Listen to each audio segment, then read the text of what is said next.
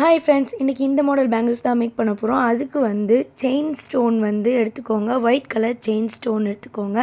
அப்புறம் வந்து ஐ ஷேப்பில் வந்து கோல்டு கலரில் வந்து ஸ்டோன் எடுத்திருக்கோம். அப்புறம் wrap பண்ண ஒரு பேங்கிள்ஸ் வந்து ஒன்று எடுத்திருக்கோம். அப்புறம் வந்து கட்டர் எடுத்திருக்கோம். அப்புறம் வந்து க்ளூ பென் வந்து எடுத்திருக்கோம்.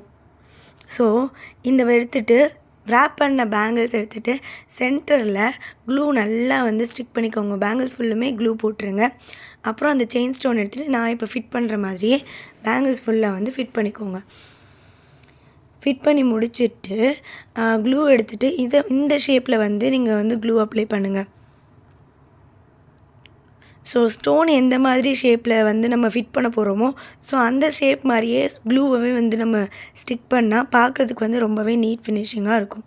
ஸோ இதே மாதிரி பேங்கிள்ஸ் ஃபுல்லாகவுமே ஒன் சைட் ஃபுல்லாகவுமே க்ளூவை வந்து ஃபிட் பண்ணிவிட்டு ஸ்டோன்ஸை வந்து ஃபிட் பண்ணிகிட்டே இருங்க. ஸோ சில்க் த்ரெட் பேங்கிள்ஸ் வந்து ரொம்ப காஸ்ட்லி, அதை எப்படி வாங்குறதுன்னு நிறைய பேர் யோசிக்கிறீங்க. பட் எல்லாமே ஹேண்ட்மேட் வித் லவ்வோடு செய்கிறோம். ஸோ இந்த பேங்கிள் செஞ்சு முடிக்கவே கிட்டத்தட்ட எனக்கு 10 மினிட்ஸ் ஆயிடுச்சு.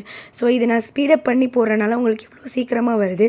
பட் ஆனால் ஒரு பேங்கிள் நாங்கள் கம்ப்ளீட் பண்ணுறதுக்கு த்ரெட்டு wrap பண்ணி அதுக்கப்புறம் ஸ்டோன்ஸ் ஒட்டி முடிக்கிறதுக்கு கண்டிப்பாக ஒரு பேங்கிள்ஸ்க்குமே மேக்ஸிமம் 10 மினிட்ஸ் ஆகும். அது சிம்பிளான டிசைனாக இருந்தால் ஓகே, இன்னும் ஹெவியாக இருந்தால் இன்னுமே 3D டிசைன் அதெல்லாமே இருக்குது. ஸோ உங்களுக்கு பிடிச்சிருந்தால் நீங்கள் தாராளமாக வாங்கிக்கோங்க.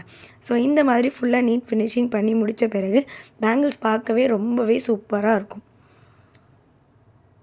ஸோ இந்த வீடியோஸ் எப்படி இருந்துச்சுன்னு மறக்காமல் கமெண்ட் செக்ஷனில் கமெண்ட் பண்ணுங்கள்.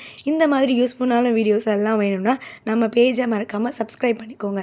இந்த வீடியோக்கு ஒரு லைக் பண்ணிக்கோங்க. தேங்க்ஸ் ஃபார் வாட்சிங்.